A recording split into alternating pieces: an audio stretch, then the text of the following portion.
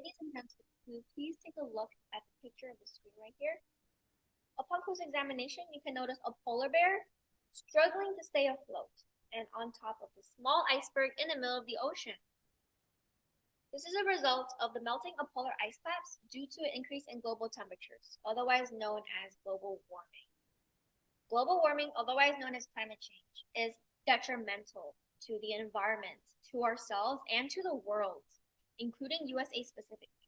According to NASA, it states that 9 of the 10 hottest years on record have occurred in the past decade. In fact, it is only getting worse. Global temperature changes can lead to, like I said in this picture, the melting of polar ice caps. It can also lead to drastic shifts in temperature that can be extremely hot or extremely cold. And lastly, it can also lead to the depletion of the ozone layer. Recently, though, climate change has taken a political stand as many politicians overlook and even disbelieve in this recurring issue. A perfect example comes from US politician Joe Manchin, as New York Times quotes him saying, "Climate change is always going to be a problem. Honestly, there's only so much our leaders of the country can do." And like Manchin, many politicians see climate change as quote unquote a tomorrow problem, meaning that they don't plan on addressing it anytime soon. This is clearly a problem because now climate change issues are only going to be delayed and potentially even forgotten in the future. Hi, my name is Katie, and today, along with my partners Marianne, Renan, and Sweta, we will be presenting about how climate change is a major epidemic, as politicians and us alike should do something about it. Today, we will be presenting about the problems of global warming, the opposing side, including the causes. We'll be presenting about the solutions and some takeaways for the audience. And lastly, we will be presenting about United States' current measures at combating this predicament. Credibility will come from research conducted prior to this presentation, from unbiased news sources, scientific articles, and even previously passed climate change legislation bills. Next, my partner Marianne will be discussing about the political problems surrounding climate change, as well as its effects. To truly try and solve a problem as large and global as climate change is, we need to understand the factors that come into it, especially politically. Politics play a large role in the type of solutions that we can implement and at the vast scale that they can be implemented. According to Elaine Kamrak, she's the director and founder at the Center for Effective Public Management. She says that the public opinion on climate change is that it is one of the toughest and most conflicting political issues that we face as a society. And many people oftentimes see climate change as an issue, however, they don't see their government paralleling how extreme they think climate change is. And so for that reason, many organizations resort to protests.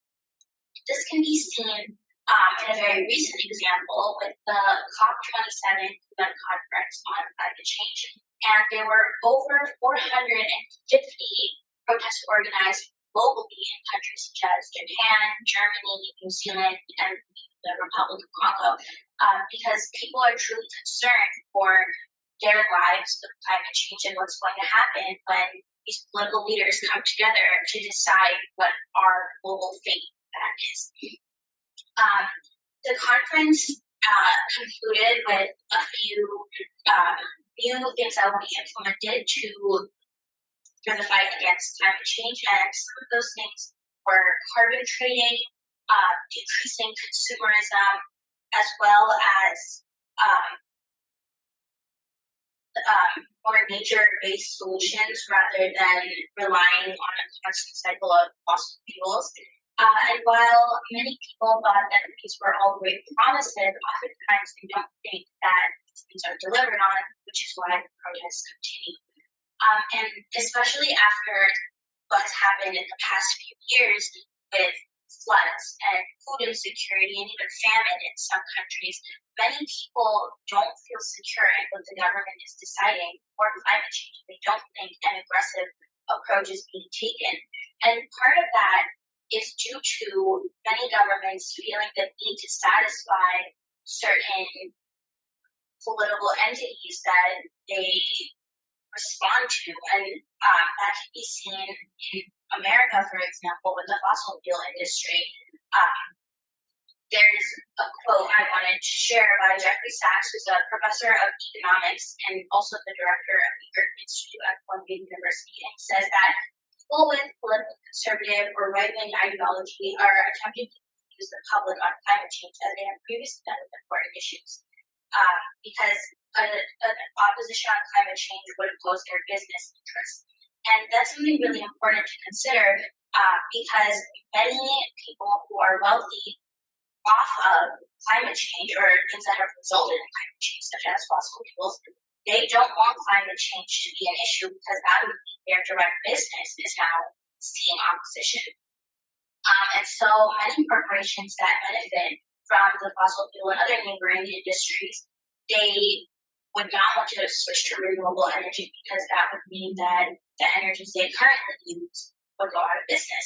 And so for them, their corporate greed really causes them to be scared of climate change becoming a larger issue and bringing more awareness to it. And so many of them resort to creating skepticism around climate change. And it's unfortunate that our governments succumb to that due to the economic aspect of climate change. However, it's important that we get a holistic, unbiased view of climate change and continue to look for solutions that would benefit our world. Now that we've seen the problems and causes of climate change, let's see the other side of it.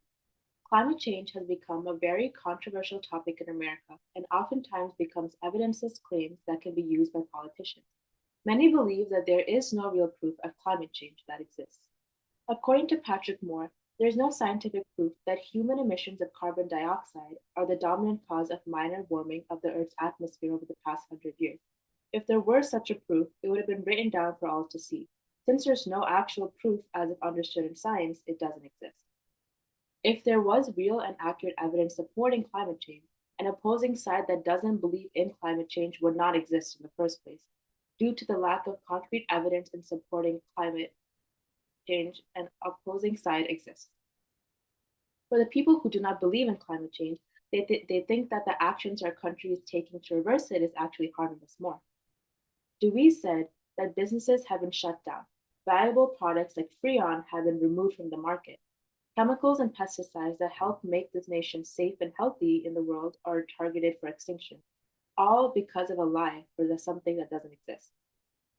Essentially, many of the things that help this country stay safe, like Freon, which was a pesticide that kept our food safe, got eliminated, all because of evidenceless claims made by climate change activists. Now, there's a reason why people think that we don't have any real evidence supporting climate change.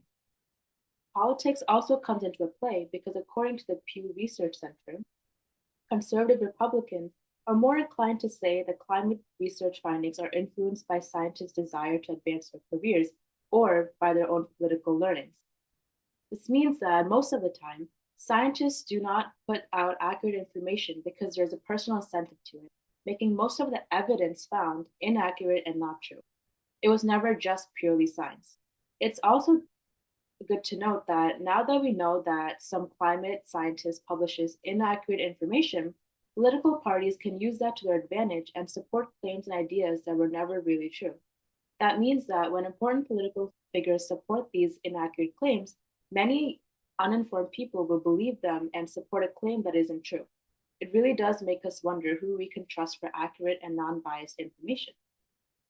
Even if people do not think it exists, humans are not the cause of it.